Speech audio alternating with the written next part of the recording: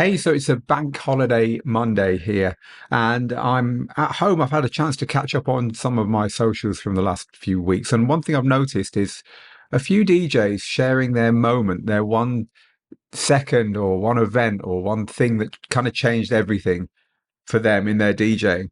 I noticed that our tutor James Hype shared the transition he did. It was just captured on a phone from One More Time by Daft Punk into Fisher's Losing It, that just catapulted his whole career. And he was saying, at the time it was just throwaway, it was just nothing, it was just one of those things. It wasn't even my favorite transition, it wasn't even a new one. I just did it and it got filmed and put online, and then it went crazy. And it's funny how sometimes these things that we look back and they're the pivotal moments. They didn't really seem like that at the time. So I had to think about what moments could there be in my DJing career and in my life as a owner of a DJ school and someone who's spent the last 35 years in this game. What are those moments? So at the end of this, I want you to share yours. I want you to share the moment, have a quick think, and the moment that's changed your DJing. It could be something big, could be something small. You could be a new DJ. You could have been doing it forever, but I bet it's not what you think. So I had a think, and I came up with a few. And one of the ones that you would think would be, for me, like, wow, was when I got to play at Privilege in Ibiza, which is, for those that don't know, the Ibiza scene. It's the biggest club in Ibiza. It once was in the Guinness Book of Records as the biggest club in the world.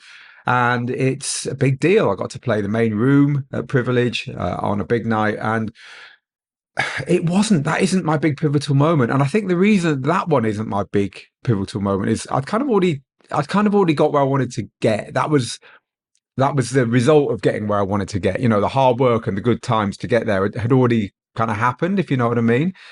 And so I got thinking about, well, maybe a bit early in my career. I remember one time when I was DJing a lot in Manchester, in England, where I'm from, and at the same time I was a writer, a journalist. I worked on the reporter group of newspapers in East Manchester, and my editor.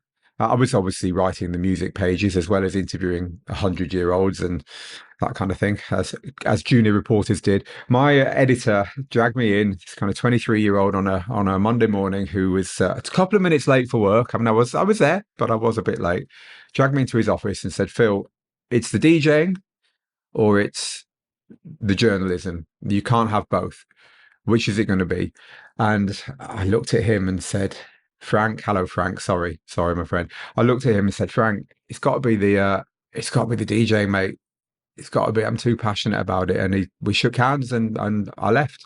And from that moment on, I was a full-time DJ. So big moments. But it wasn't even that.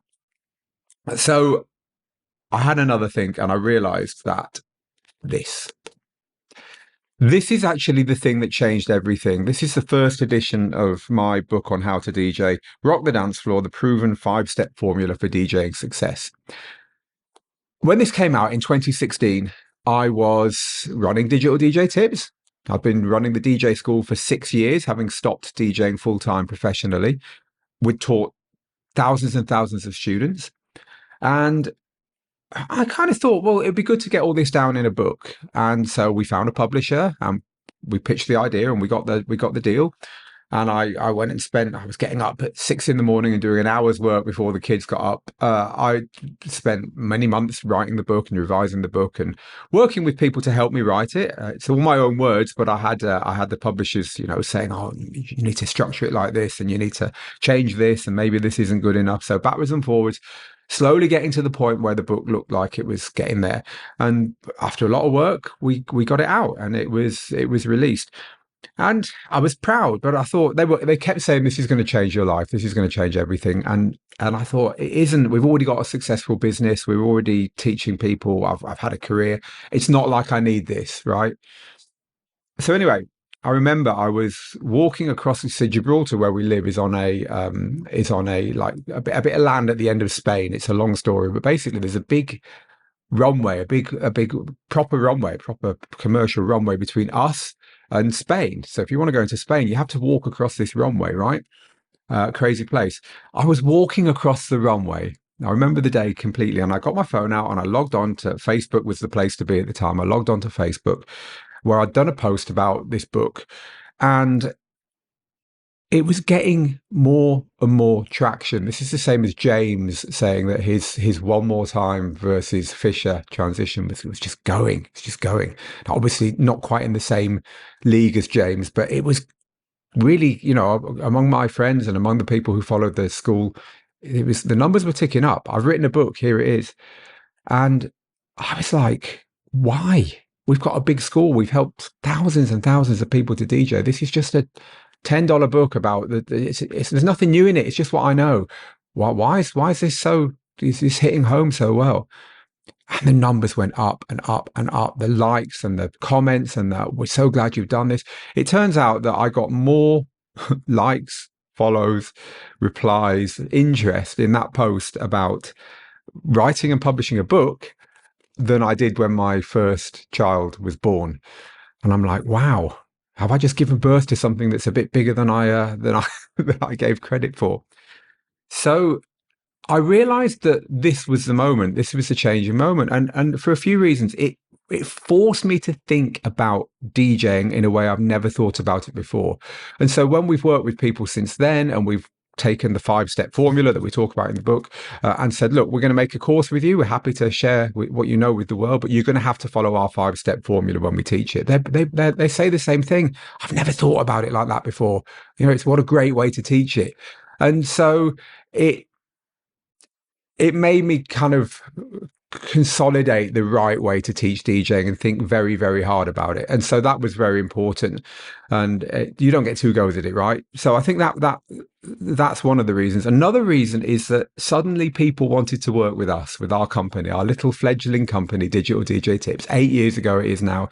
I don't think we'd have got the courses with the likes of James, the likes of DJ Jazzy Jeff and Layback Luke. I don't think I'd have got to do interviews that we've shared with our students, with people like Fatboy Slim and Pete Tong and all that lot. And I don't think any of that would have happened if we didn't have this book, because suddenly people were saying, oh, the book makes it all so simple. Yeah, we've seen the book. It got this edition got nearly 500 reviews and 4.5 stars out of 5 on Amazon.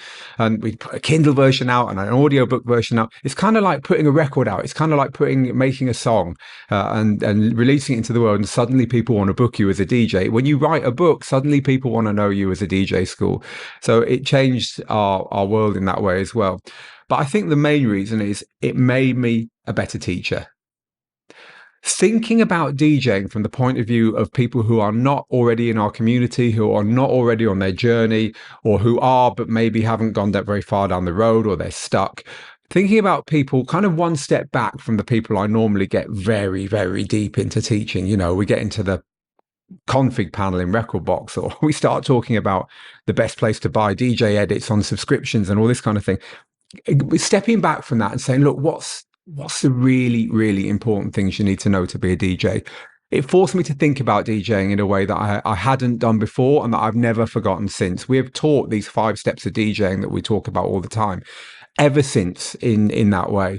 So yeah, in my case, it's definitely the book. Now, this has been a long-winded post, but I wanted to share it, and there's a reason I wanted to share it, because this week the 2nd edition of the book comes out. I said earlier, you've got to get it right. You don't get 2 chances at writing a book. Well, you kind of do if you put a 2nd edition out. The book did brilliantly. The book's done so well, and 8 years is a long time. So we've worked on a 2nd edition. The Kindle version and the print version are out this week. So I would like to tell you a way you can get the Kindle version for 99p, 99 cents, simply by getting there the second it comes out, because the first 24 hours it's out, it's not going to be the usual 12 or 15 or whatever the dollar or pound or euro price is going to be. It's going to be just 99 cents or pence, but it's only going to be for 24 hours. There's a link underneath, djtips.co/book. is the link. Just go there and stick your email in, and the second it goes live, because we can't be sure when, because hey, Amazon will let you know. But the other thing I wanted to ask you is, what is your big thing that changed everything in your DJing? So again, please let us know. Please let us know underneath in the comments. I'd love to know. And I bet if you have a little think about it, it might not be the one that you're thinking about right now, because in my case, it wasn't the big things that you might have thought. It wasn't the starting as a full-time DJ or the playing the biggest club in the world. It was just getting my ideas down and out to the world. So thanks for watching. And we'll be back in the studio at some point soon, but I'm going to get back to my bank holiday Monday now. It's a lovely sunny day, 28 degrees today, which sounds nice. So be getting out there. Meantime, get good. You get out there, make the moments, and I'll see you soon. Bye for now.